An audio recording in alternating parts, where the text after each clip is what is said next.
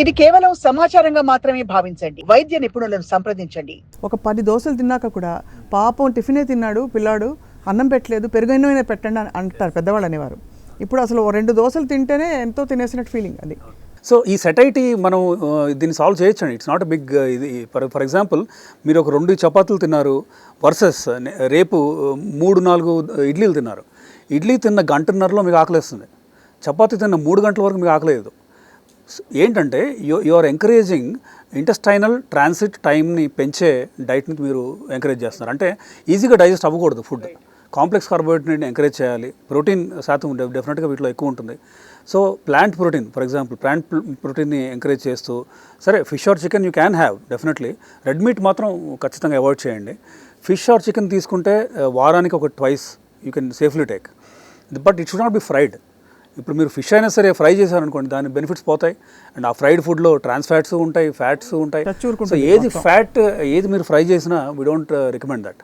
So ఇలా fried food పక్కన పెడుతూ, డైరీ మంచిదే. ఇన్ఫ్యాక్ట్ చాలామందికి ఒక డౌట్ వస్తూ ఉంటుంది, పాలు పెరుగు తీసుకోవచ్చా అని. టోన్డ్ మిల్క్ అంటే ఫుల్ ఫ్యాట్ మిల్క్ కాకుండా 2% మిల్క్తో చేసిన కర్డ్ అవ్వచ్చు, లేదంటే మిల్కే తీసుకుంటున్నారు, అది బటర్ మిల్క్ అవ్వచ్చు. సో డైరీ ఈజ్ డెఫినెట్లీ మంచి ఎడిషన్ ఆఫ్ హెల్తీ ఫుడ్స్లో కనుక మీరు చూస్తే. దెన్ ఫ్రూట్స్లో అన్ని ఫ్రూట్స్ మంచివే. ఇన్ఫ్యాక్ట్ డయాబెటిక్ పేషెంట్ కొంచెం బ్రిటిల్ అంటే బాగా ఎక్కువ షుగర్ ఫ్లక్చుయేషన్ ఉన్న వాళ్ళకి వీ డోంట్ రికమెండ్ రైప్ ఫ్రూట్స్ని మనం రికమెండ్ చేయము. మ్యాంగో అయినా పచ్చిగా ఉన్నది ఒక డయాబెటిక్ పేషెంట్కి ఇవ్వచ్చు, నో ప్రాబ్లం. కట్ చేసి కొన్ని పీస్ పచ్చిగా ఉన్నవి. పండుతున్న కొద్దీ షుగర్ కంటెంట్ పెరుగుతుంటుంది, గ్లూకోజ్ గ్యాలక్టోజ్ కంటెంట్ పెరుగుతూ ఉంటుంది, కాబట్టి ఆబ్వియస్లీ షుగర్ స్పైక్ చూస్తూ ఉంటాం. So that applies universally for diabetic patient. పండిన ఏ ఫ్రూట్ వద్దు, సపోటా అవ్వచ్చు, సీతాఫల్ కానీ, ఇవన్నీ కూడా ఎక్స్ట్రీమ్లీ స్వీట్ ఫ్రూట్స్ కాబట్టి వీ డోంట్ రికమెండ్ దోస్. అదే షుగర్ లేదు దెన్ ఫ్రూట్స్ అన్నీ తీసుకోవచ్చు, నో డౌట్.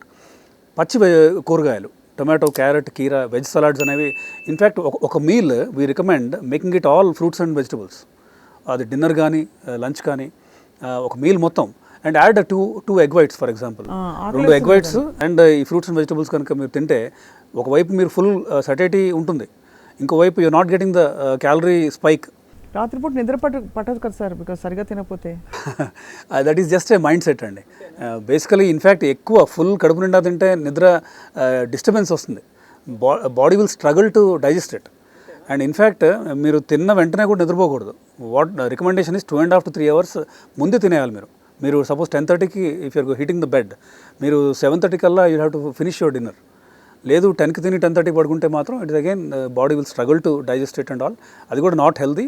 ఇన్ఫ్యాక్ట్ ఒక రకంగా చూస్తే ఫ్యాట్ కూడా, బాడీ ఫ్యాట్ పర్సెంటేజ్ పెరుగుతుందని కూడా ప్రూఫ్ ఉంది. So I think these are all very great అంటే indicators to start with. First of all కొన్ని ఏం తింటున్నామో ఒకసారి చూసుకోవడానికి.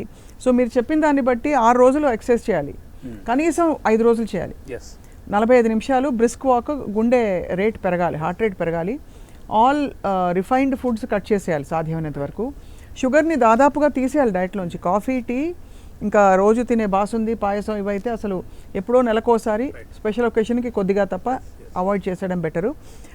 ఫ్రూట్స్ అండ్ వెజిటబుల్స్ చాలా అవసరం, చాలా మంచిది కూడా.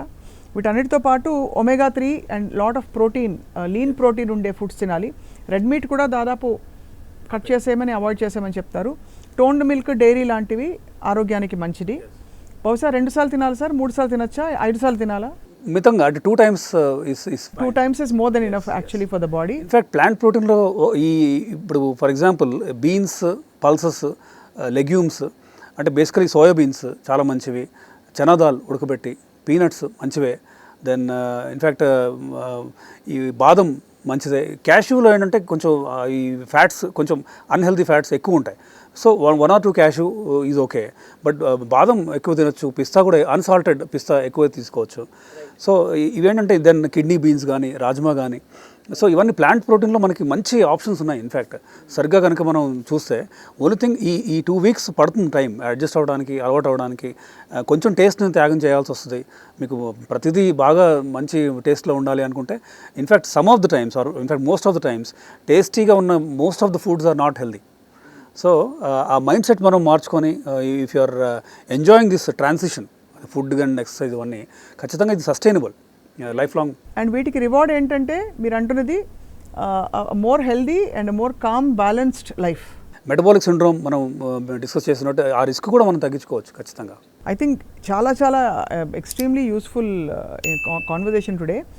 డాక్టర్ దిలీప్ కూడా యాక్చువల్లీ ఇవాళ మనం మాట్లాడిన ఈ సెమాగ్లూటైడ్స్ అండ్ ఈ ఫ్యాట్ లాస్ మెడికేషన్స్ ఏవైతే వస్తున్నాయో విచ్ ఆర్ అప్రూవ్డ్ అండ్ ఒక డాక్టర్గా మీరు చెప్తున్నారు కాబట్టి I think a lot of people will benefit from this conversation today.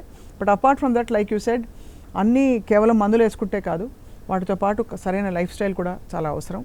So we thank you so much for your time here sir. మళ్ళీ మీరు తప్పకుండా రావాలి అండ్ ఈసారి ఇంకా డీటెయిల్డ్గా ఒక రెజిమెన్ పెట్టి ప్రేక్షకుల కోసం how to get back there power of health అది తప్పకుండా మీరు మాకు చెప్పేవాళ్ళని కోరుకుంటున్నాం. Thank you sir. నమస్కారం.